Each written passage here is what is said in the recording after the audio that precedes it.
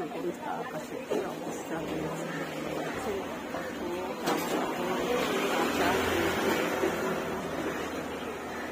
একদম আকাশের অবস্থা খুব খারাপ, অন্ধকার করে আছে। আর আমার এখানে গাছগুলো দেখুন কি সুন্দর গাছগুলো হয়েছে। আর বন্ধুরা এই দেখুন গাছে লঙ্কা হয়েছে, লঙ্কা হয়েছে গাছে দেখতে।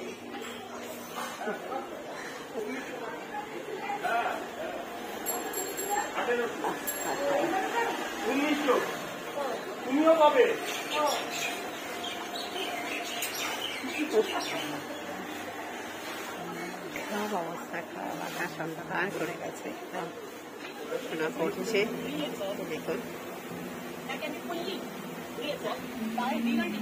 আপনাদের দাদাভাই কি দিচ্ছে, সোনা বাবাদের খেতে দেওয়া হয়েছে বিস্কুট, তাদের মা গোপাল সোনা বিস্কুট খেতে দেওয়া হয়েছে ওদের।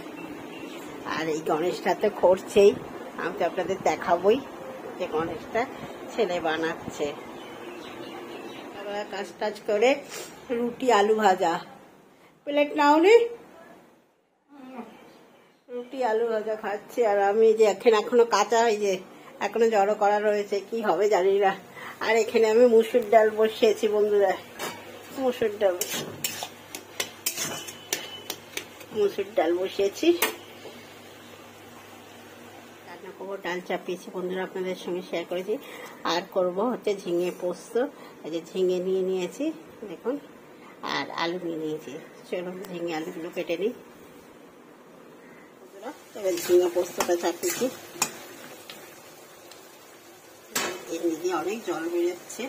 আর এই যে এখানে পোস্ত, লঙ্কা, টমেটো বেটে নিয়েছি, নিয়ে ঝিঙে পোস্তটা করবো। এখানে ভাত হয়ে গেছে, আর ডাল তো আপনাদের সঙ্গে দেখিয়েছি, ডালও হয়ে গেছে। পোস্তটা করে নিই। আমার আলু পোস্তটা একদম কমপ্লিট হয়ে গেছে। ঝাল ঝাল আলু পোস্ত দেখতেই পাচ্ছেন, একদম ঝাল ঝাল আলু পোস্ত থাকলে কিন্তু এক থালা ভাত খাওয়া হয়ে যাবে একদম ফটফট করে। তেল ছেড়ে গেছে, আমার আলু পোস্তটা একদম কমপ্লিট হয়ে গেছে। ঝিঙে আলু পোস্ত, আজকে শুধু আলু পোস্ত না, আজকে ঝিঙে আলু পোস্ত বানিয়েছি একদম লাল লাল করে। আর এই দেখুন তেল ছেড়ে গেছে, বুঝতে পাচ্ছেন। আপনার দাদা একদম আজকে এক থাল ভাত খাবে,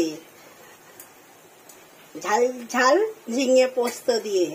চলুন এবার নামিয়ে। অরহর ডাল ভিজিয়ে রেখেছিল, সেটাকে একটু মিক্সিতে এই যে মিহি করে গুঁড়িয়ে করে নিচ্ছে, নিয়ে গরম গরম এটা ভাজা হবে। অরহর ডালের পকোড়া মতন ভাত দিয়ে বেশ ভালো লাগে গরম গরম খেতে। অরহর ডালের পকোড়া যে দাদা ভাই করছে। রান্না কমপ্লিট, খেতে বসে গেছি। এই দেখুন দাদা বড়া বললাম, ডাল বেটে বড়া করেছে, উচ্ছে ভাজা, পোস্ত আর ডাল। এটাই আজকে দুপুরের খাওয়া দাওয়া আমাদের। এই যে সব বসে গেছি, চলুন ভাতগুলো এবার বেড়ে নিই আস্তে আস্তে। খেতে বসে গেছে, শাশুড়িও খেতে বসে গেছে, আপনার দাদা খেতে বসে গেছে, ছেলেও খেতে বসে গেছে। প্রথমে উচ্ছে ভাজা দিয়ে খাবো।